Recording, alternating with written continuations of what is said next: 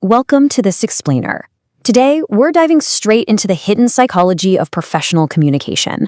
We're going to look at why one incredibly common, everyday phrase, one you've probably used this week, maybe even this morning, is secretly destroying your credibility. We've got some truly fascinating insights to unpack today about how we communicate at work, why our well-intentioned messages so often backfire, and how we can systematically elevate our professional presence. Let's kick things off with a bit of a mystery, shall we? Millions of professionals use a seemingly polite, completely harmless sentence every single day. They type it out, hit send, and go about their business thinking it sounds perfectly professional. But they are blissfully unaware that it actually makes them sound, desperate to the person on the receiving end. It's a phrase that's basically become the default setting for business communication. So what could it possibly be? All right, let's solve the mystery. The phrase is just checking in. It's tiny, right? Just 3 little words. Most of us use it because we're genuinely trying to be polite. We don't want to sound demanding, so we try to soften our approach. But here's the harsh reality. Leaning on this phrase might be costing you immense trust. It could be costing you lucrative clients, and it is almost certainly costing you opportunities that quietly disappear without you ever even realizing you lost them. So, let's get into section 1, the psychology of the inbox, and why polite actually feels desperate. To understand why those 3 words are literally so damaging, powerful professionals understand a crucial psychological concept. It's called communication positioning. Essentially, this means there is absolutely no neutral ground anymore in the modern inbox. None.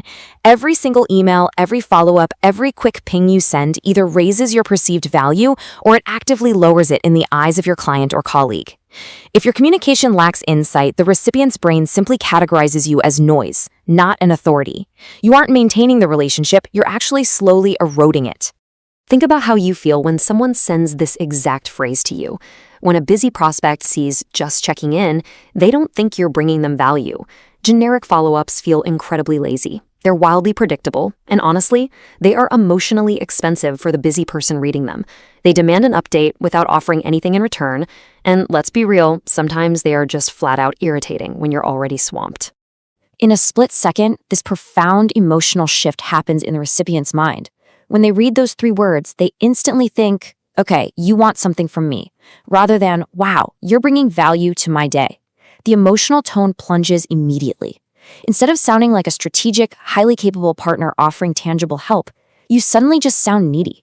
You're asking them to expend their very limited cognitive energy just to give you an update or worse, soothe your anxiety about a pending deal. And once your communication feels needy, this really dangerous, invisible cycle kicks off. It spirals fast. It goes like this. You sound needy, so people start emotionally distancing themselves to protect their time. Because they pull away, their replies naturally become slower and shorter.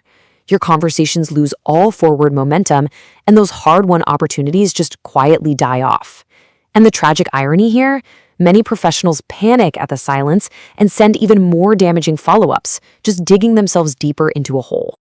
Moving right along to section 2, a tale of 2 pitches, chasing attention versus adding value. Picture this. 2 highly qualified consultants just pitched the exact same prospect. A few days go by, and it's time to follow up.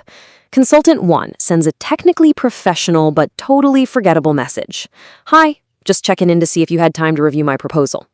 Okay, now look at Consultant 2's approach. She writes, Hi James, I came across an article on customer retention trends. Page 3 especially connects to the challenge your team is facing. That is highly specific, incredibly relevant information tailored directly to the prospect's unique challenges. The underlying meaning of these 2 approaches couldn't be more different. Consultant 1 chased attention and inadvertently created an uncomfortable sense of pressure. Consultant 2, though, she added real value and created immediate relevance. And relevance builds authority fast because it proves you actually understand their world. This is exactly why some professionals get routinely ignored, while others become utterly unforgettable. The loudest person doesn't win the deal. The one who consistently communicates with strategic value does. Which brings us to section 3, the value add framework. This is how we actually upgrade your follow-up strategy. So, how do we fix this for good? Well, the absolutely crucial first step is that you must stop sending empty follow-ups entirely. No more touching base, no more circling back. Instead, you need to adopt a value-add framework. Every single message you send must do at least one of these 5 specific things. You need to teach something, clarify something, simplify something, solve something, or reveal something useful. Honestly, if your draft doesn't do one of those 5 things, just delete it and start over. Let's look at some practical ways to actually pull this off. Instead of merely asking if they've made a decision yet, try referencing a past conversation. Saying something like, "I remembered something from our last conversation that may help your situation," is incredibly powerful. It shows you're actively listening, that you retain the details of their specific problems, and more importantly, that you're an active partner invested in their success, not just a salesperson waiting for a signature. Or, demonstrate that you're working for them, even when you aren't sitting in a meeting together. Sending a quick note that says, "I found a short insight connected to the challenge you mentioned," proves you are deeply engaged. It shows their business is on your mind and that you're bringing proactive, unsolicited value directly to their desk. That builds a massive amount of goodwill. Another great approach is using your follow-up to instantly establish authority. Offering a thought like, "One mistake companies make in this area is," immediately positions you as a seasoned expert guiding them away from unseen risks. By protecting them from a pitfall, you transition away from being just another vendor begging for an update. You become a trusted consultant whose emails are actually worth opening. When you swap out just checking in for these highly strategic, thoughtful phrases, your entire communication profile completely transforms. Your emails don't feel like a heavy burden to open anymore. Instead, they consistently make you appear highly intelligent, deeply intentional, and undeniably helpful. People literally start looking forward to hearing from you because every touch point leaves them slightly better off than they were before. All right, Section 4, Executive Level Communication and Shaping Your Professional Reputation. Here is a hidden, absolute rule of the business world. People respect professionals who improve conversations. They do not respect professionals who repeatedly ask for responses. Elite communicators know that staying visible isn't about mere persistence or just bugging someone until they cave. It's about emotional positioning. They know exactly how to stay top of mind and respected without ever once looking needy or desperate. That right there is the hallmark of true executive presence. Ultimately, the way you communicate dictates absolutely everything about your career trajectory. It controls how expensive and premium you sound to the market, it dictates your level of trustworthiness in high-stakes situations, and it determines whether clients subconsciously associate your name with nagging administrative pressure or with true indispensable value. Every single email is building your brand, brick by brick. This entire concept is deeply explored in the source material for today's explainer, which stems from the book Mastering Professional Etiquette.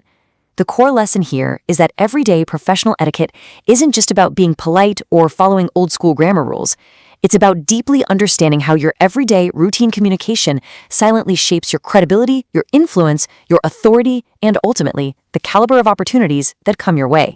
So if your emails are constantly getting ignored, you really have to look in the mirror and ask yourself a hard question. Is the problem really just bad timing, a busy season, or an email that got lost in the shuffle? Or are you actually suffering from a systemic issue of low perceived value because your messages are emotionally draining for the reader to process? It's a tough pill to swallow, I know, but recognizing it is the very first step to fixing it. I want to leave you with this final provocative thought from today's explainer. What would happen to your career, your level of influence, and your income if you learned the communication behaviors that make people respect your presence in their inbox before they even type a single word in reply? Just think about that for a second before you hit send on your next follow-up.